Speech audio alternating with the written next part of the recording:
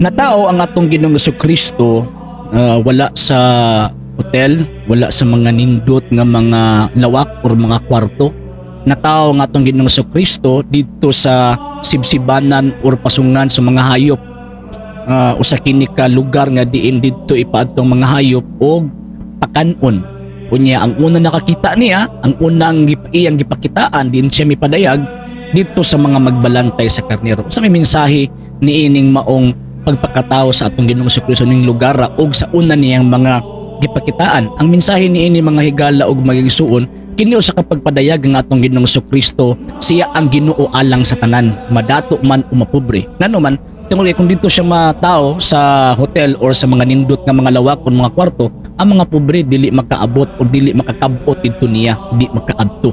So pinaagi niini gipili sa manluluwas ang Dios walay unod ug walay bukog, ang hari sa tanang hari na naghupot sa halangdon og himaya didto sa gusto matao sa pasungan aron ang mga pobre makakabot didto niya. So nga to ang tawag ini nga makita ang magbalante sa karnero nga nagrepresentar sa tawag ining mga pobre og ang kadtong tulo ka mga mago, tulo ka mga hari nga nagrepresentar pud usab sa mga dato.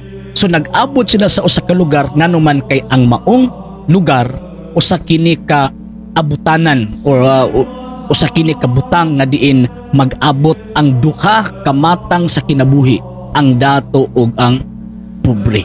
Nya kanon dito po siya natao sa pasungan kay kini pagpadayag nga diin ang atong Ginoong Jesucristo siya ang pagkaon alang sa tanan, pagkaon alang sa mga dato, pagkaon alang sa mga pobre.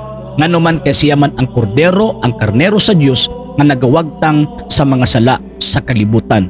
Og ang atong Ginoong Jesucristo ang pinakaunang gipakitaan niya diha sa iya nga pagpakatao mao ang mga bagbalantay sa karnero tungod sa hinungdan kay siya pud usab usa ka or gipadayag siya mao ang maayong magbalantay sa mga karnero.